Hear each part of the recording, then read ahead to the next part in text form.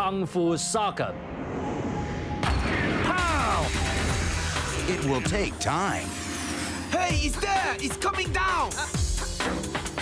বিশ্বের বাছাই করা কিছু মুভিগুলো থেকে আজকের এই মুভিটি নিয়ে হাজির হলাম। আশা করি তোমরা কেউ বোর ফিল করবে না। Going against the most ruthless team ever assembled. আসলে জীবনে আমরা অনেক ফুটবল খেলা দেখেছি, এরকম ফুটবল খেলা কখনোই দেখিনি। আর এটা এতই একটা মজার ছবি যেটা ছোটবেলায় আমরা অনেকেই দেখেছি। তো আমি নতুন করে এক্সপ্লেনেশন করতেছি বন্ধুরা, শুধুমাত্র তোমাদের জন্য। তাহলে চলো বন্ধুরা, বেশি কথা না বাড়িয়ে শুরু করা যাক আজকের মুভির এক্সপ্লেনেশন।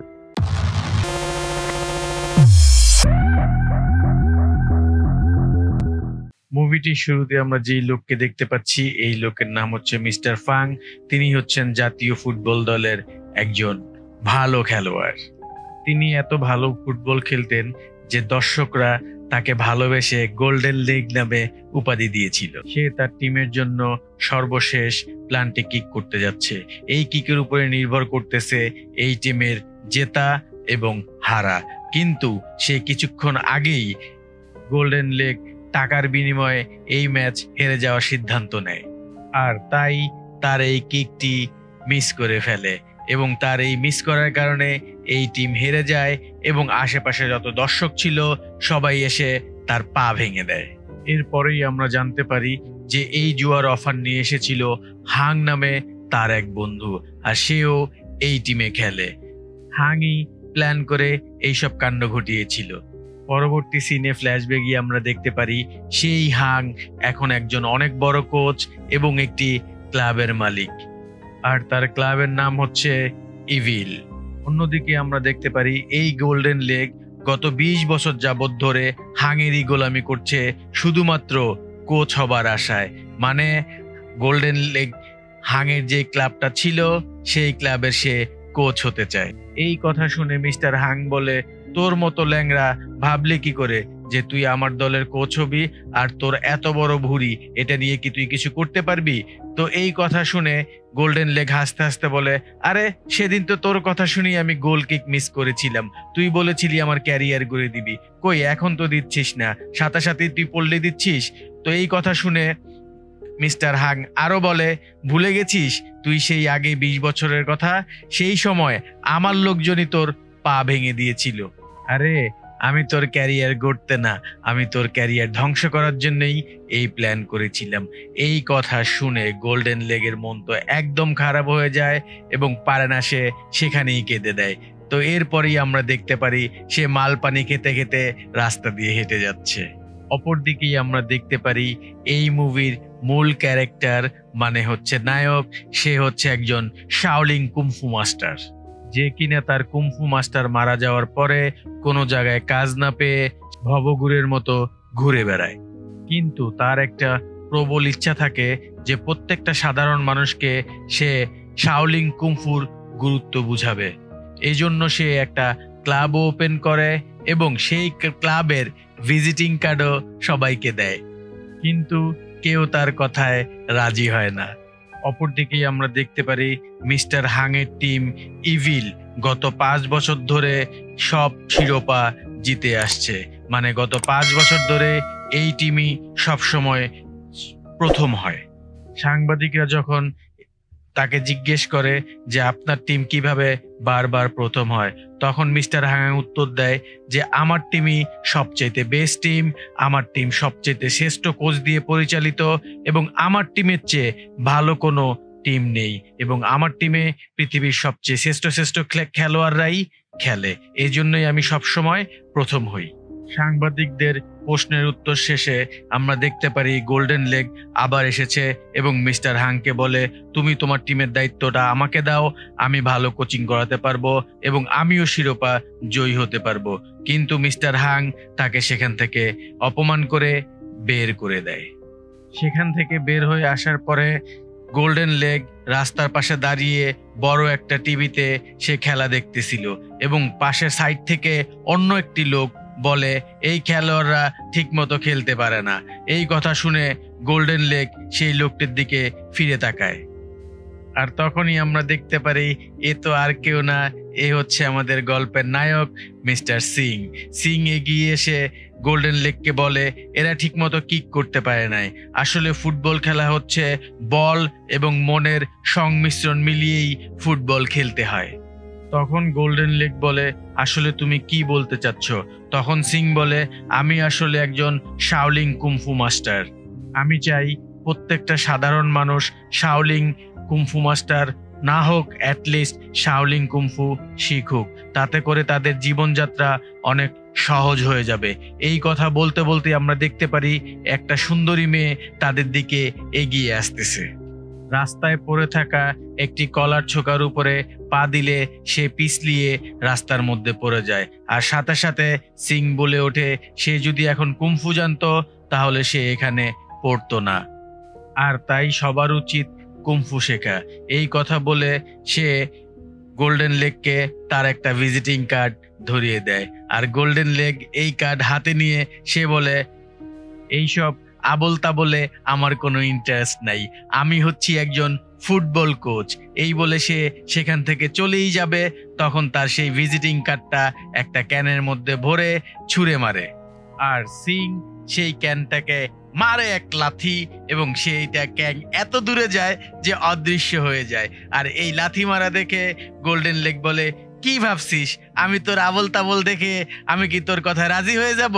এই কথা বলে সে সেখান থেকে চলে যায়। সিং আসলে মূলত রাস্তাঘাটে সে ময়লা পরিষ্কার করে এবং সব সময় তার পায়ে ছেঁড়া একজোড়ো জুতো থাকে। সে যখন একটা জুতোর দোকানের সামনে দিয়ে যাচ্ছিল তখন সুন্দর সুন্দর দামি দামি জুতো দেখে সে চিন্তা করতে থাকে, ইস আমার পায়ে যদি একজোড়া ভালো জুতো থাকতো।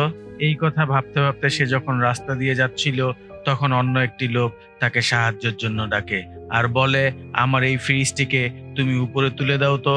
ঠিক তখনই আমরা দেখতে পারি সিং এক লাথি মেরে সেই উপরে জায়গা মতো ফ্রিজটিকে রাখে। আসলে মূলত সিং হচ্ছে একজন শাওলিং কুমফু মাস্টার এবং তাই তার পায়ে এত পরিমাণ শক্তি, এজন্য তাকে স্টিল লেগ নামেও ডাকা হয়। সে যখন তার ময়লাগুলো বিক্রি করে কিছু টাকা নিয়ে বাড়ি ফিরছিল তখন সে একটা মিষ্টি কেকের দোকানের সামনে এসে দাঁড়ায় এবং সেখানে দেখতে পায় সুন্দরী এক মেয়ে তার শাওলিং কুমফুর মাধ্যমে সে ওইখানে বনরুটি তৈরি করতেছে। এইটা দেখে সিং তো পুরা মুগ্ধ হয়ে যায় এবং এক দৃষ্টিতে তাকিয়ে থাকে। আর হ্যাঁ দর্শকরা, তোমাদেরকে পরিচয় করিয়ে দিই, ইনি হচ্ছে আমাদের এই মুভির নায়িকা, যার নাম হচ্ছে মই। মইকে সিং বলে যে বাহ তুমি তো অনেক সুন্দর কুমফু জানো এবং কুমফুর মাধ্যমে খুব সুন্দর করে তুমি রুটিও তৈরি করতে পারো।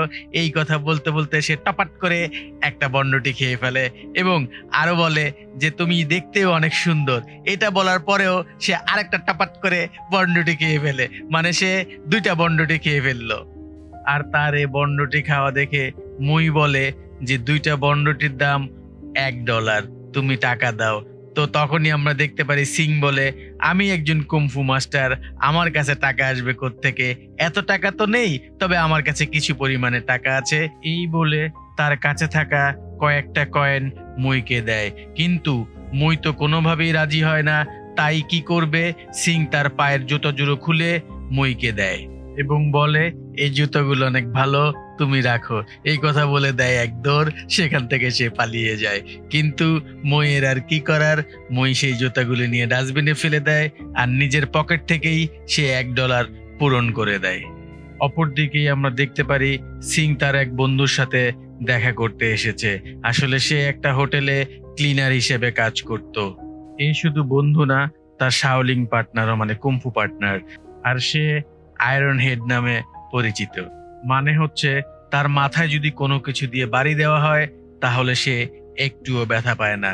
তো আমরা দেখতে পারি সিং এসে এই আয়রন হেডকে বলে যে চলো আমরা আমাদের এই শাওলিং কুমফু মানুষ কিভাবে শিখবে সেটা আমরা একটা গানের মাধ্যমে মানুষকে জানাই। তো এর আর কিছুই করার নাই, সে কোনো কিছু উপায় না পেয়ে সিং এর কথায় সে রাজি হয়ে যায়। যেমন কথা তেমন কাজ, আমরা দেখতে পারি তারা দুজন মিলে একটি হোটেলে গান গাইছে এবং এই গানের কথাগুলো হচ্ছে একজন বলে আমার পা স্টিল লেগ, আরেকজন বলে আমার মাথা হচ্ছে আয়রন হেড। তাদের এই কথাবার্তা শুনে সেখানে উপস্থিত থাকা লোকজন তাদের এই স্টিল লেগ এবং আয়রন হেড পরীক্ষার করার জন্য হাতিয়ার মানে আশেপাশে যা থাকে অস্ত্র নিয়ে এসে হাজির হয়, কিন্তু তারা এমনভাবে আঘাত করে যার পা হচ্ছে স্টিল লেগ তার মারে মাথায়, আর যার মাথা হচ্ছে আয়রন হেড তার মারে পায়ে। এইখান থেকে মারধর কে তারা সোজা বাসায় চলে যায়। আমার এখানে অনেক হাসি পাচ্ছে বন্ধুরা, তোমাদের কেমন লাগতেছে সেটা অবশ্যই কমেন্ট বক্সে জানিয়ে দিও। আর যদি ভালো লেগে থাকে তাহলে একটা সাবস্ক্রাইবও করে দিও আর একটা লাইকও করে দিও। তাহলে চলো বন্ধুরা ফিরে যাই গল্পে। পরের দিন গোল্ডেন লেক যখন দেয়ালে মূত্র বিসর্জন করতেছিল তখন সে দেখতে পায় দেয়ালে একটা বিয়ারের ক্যান গেঁথে আছে। যখনই সে বিয়ারের ক্যানের সামনে যায় তখন সে দেখতে পারে এই ক্যানটি হচ্ছে সেই ক্যান যেই ক্যানটি সিং এক লাথি মেরে উড়িয়ে দিয়েছিল। এই দেখে তো সে অবাক হয়ে যায় এবং সে ক্যানটিকে বের করার সাথে সাথেই দেয়ালটি ভেঙে পড়ে যায়। দেয়ালের ওই পাশে আমরা দেখতে পারি সিংকে মারার জন্য কয়েকজন গুন্ডা তাকে ঘিরে ধরেছে। তাদের মধ্যে একজন বলে সিংকে যে তুই এসে আমাদের দলের লিডারের কাছে মাপ চা, তাহলেই তোকে মাফ করে দেয়া হবে। তখন সিং বলে আজ আমি মারামারি করতে আসিনি, তবে আজ আমি তোদেরকে ফুটবল খেলা শিখাবো। যেমন কথা তেমন কাজ, ফুটবল দিয়ে সিং ওদেরকে সেই রকম ধোলাই দেয় একটা। আর এই ধোলাই দেখে গোল্ডেন লেক তো অবাক হয়ে তাকিয়ে থাকে। এরপরেই আমরা দেখতে পারি সিং একটা গুন্ডার কাছ থেকে কিছু টাকা নিয়ে বসে বসে ফলের জুস খাচ্ছিল। আর তখনই সেখানে চলে আসে গোল্ডেন লেক। গোল্ডেন লেক এসে বলে সিংকে যে তোমার পাটা কি আমি একটু দেখতে পারি? এই বলে সে তার পা চেক করে এবং পা দেখে অবাক হয়ে যায় এবং সাথে সাথেই বলে ওঠে যে সিং তুমি অনেক ভালো ফুটবল খেলতে পারবে এবং তোমার শাওলিং কুংফুও সেখানে কাজে লাগাতে পারবে। তখন সিং বলে আসলেই তো আমি আমার ফুটবল খেলাতে আমার শাওলিং কুংফু কাজে লাগাতে পারি, কিন্তু ব্যাপারটা হলো কে আমাকে ফুটবল খেলা শেখাবে? তখনই গোল্ডেন লেক বলে আমি একজন ফুটবল কোচ, আমি তোমাকে ফুটবল খেলা শেখাবো, কিন্তু সবার আগে তোমার জন্য একটা ভালো জুতো দরকার। তো যখনই এটা বলা শেষ করে গোল্ডেন লেক তখনই আমরা দেখতে পাই সিং সাথে সাথে সেই বন্ডটির দোকানে চলে যায় তার সেই জুতো জোড়ো আনার জন্য। সিং মইয়ের কাছে এসে তার জুতো জুড়ো ফেরত চায়, কিন্তু মই তখন বলে তোমার জুতো জুড়ো অনেক নোংরা ছিল এবং ছেঁড়া ফাটা ছিল, তাই আমি সেগুলো ফেলে দিয়েছি। এই কথা শুনে সিং যখন মন খারাপ করে সেখান থেকে চলে যাচ্ছিল তখনই আমরা দেখতে পারি মুই তার সেই পুরনো জুতোগুলো তাকে ফেরত দেয়। মুই আসলে তার বাড়িতে এই জুতোগুলো নিয়ে গিয়ে ভালো করে সেলাই করে রেখেছিল, কারণ সে জানতো সিং একদিন ফিরে আসবে এবং সিং তাকে পছন্দ করে। এই জুতাগুলো পেয়ে সিং তো বেজায় খুশি। ফুটবল খেলার জন্য আসলে মূলত 11 জন প্লেয়ার দরকার, কিন্তু সে তো একা, আরো 10 জন কোথায় পাবে? তাই তার সাথে যারা কুমফু শিখেছিল তাদের এক এক করে সবার বাড়ি নিয়ে যায় গোল্ডেন লেককে। সর্বপ্রথম সে আয়রন হেডের বাসায় যায়, গিয়ে বলে আমরা চাইলে আমাদের স্কিলকে ফুটবলে কাজে লাগাতে পারি। এই কথা শুনে আয়রন হেড বলে যে তোর কথা শুনে আমি চাকরি হারিয়েছি ভাই, এখন আমি সুইপারের কাজ করি, তুই আমাকে মাফ করে দে, আমি তোর সাথে নাই।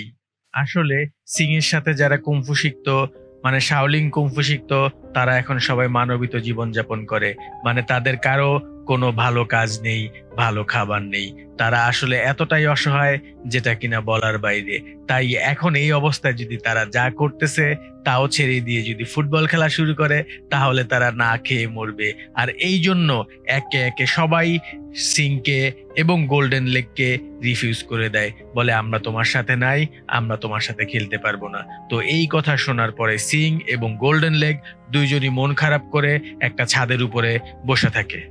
এরপরেই আমরা দেখতে পারি সিং যখন চলে যায় তার বন্ধুরা এক এক করে তারা তাদের পুরনো ছবি দেখতে থাকে এবং পুরনো ছবি দেখে তারা তাদের সিদ্ধান্ত পরিবর্তন করে এবং সবাই এক এক করে সিং এর কাছে চলে আসে এবং হাতে হাত মিলিয়ে সবাই তাদের ফুটবল ট্রেনিং শুরু করে দেয়। পরের দিন গোল্ডেন লেক তাদের সবাইকে ফুটবল খেলা শেখার জন্য একটি মাঠের মধ্যে সবাইকে ডাকে। তখনই আমরা দেখতে পারি সিং একটি ফুটবল নিয়ে জোরে একটা শুট করে আকাশের মধ্যে সেই বলটা হারিয়ে যায়। তারা অধীর আগ্রহে বসে থাকে ওই বলটা কখন মাটিতে পড়বে। আর যখন বলটি উপর থেকে নিচে পড়ে তখনই আমরা দেখতে পারি বলটিকে ছাড়াই তারা নিজেরা খেলা শুরু করে দেয় আর বলটি পড়ে থাকে অন্য পাশে।